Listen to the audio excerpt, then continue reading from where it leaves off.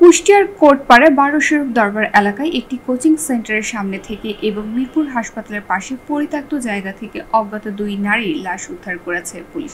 বুধবার সকাল 10:30টার দিকে বারোশরীফ দরবারের পাশে লাশটি পড়ে থাকতে দেখে স্থানীয়রা পুলিশকে খবর দেন। খবর পেয়ে কুষ্টিয়া মডেল থানার পুলিশের একটি দল ঘটনাস্থলে পৌঁছে গিয়ে স্থানীয়দের ঘিরে রাখে এবং প্রাথমিক সুরতহাল প্রতিবেদন তৈরি করে।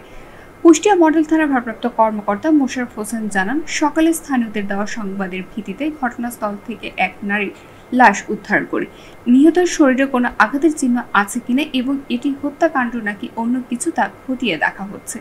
ওসি মোশাররফ আরও জানান, পরিচয় শনাক্ত করার জন্য আশেপাশের বিভিন্ন এলাকায় বার্তা পাঠানো হয়েছে এবং স্থানীয়দের জিজ্ঞাসাবাদ করা হচ্ছে। এদিকে বেলা 11:30টার দিকে মিরপুর উপজেলা স্বাস্থ্য কমপ্লেক্সে গাড়ি রাখার গ্যারেজের পেছনে পানিতে ভাসমান অবস্থায় আরও এক অজ্ঞাত নারীর গলিত লাশ উদ্ধার করে মিরপুর থানা পুলিশ। স্থানীয়দের দেওয়া সংবাদের ভিত্তিতে ওই লাশ উদ্ধার করে পুলিশ।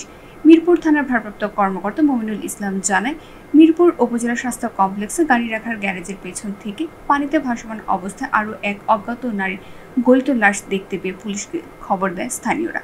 পুলিশ গিয়ে লাশটি উদ্ধার করে, তবে তার পরিচয় এবং কিভাবে তাকে হত্যা করা হয়েছে তা জানা যায়নি।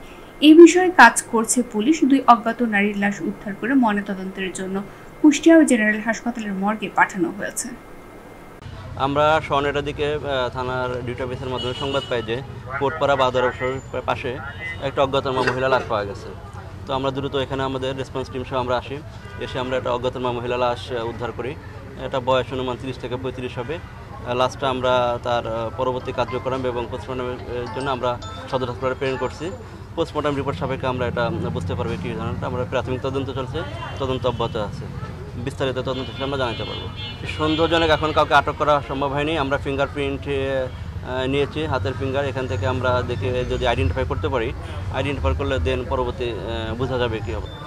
এটা গত যে 5ই আগস্ট গণঅভ্যুত্থান দিবস ছিল, ওই উপলক্ষে কিন্তু আইন শৃঙ্খলা পরিস্থিতি ভালো ছিল, ওটা নিয়ে কখনো সমস্যা হয়নি। আপনারা জানেন ভালোভাবে এটা সম্পন্ন হয়েছে। আর এটাও ধারণা করা হতে পারে রাত্রিবেলা, মানে রাত্রে 12টা থেকে বা সকাল পর্যন্ত যে কোনো সময় ঘটনাটা ঘটতে পারে। তো এটা প্রাথমিক তদন্ত চলছে, আমরা বিস্তারিত পরে জানাতে পারবো।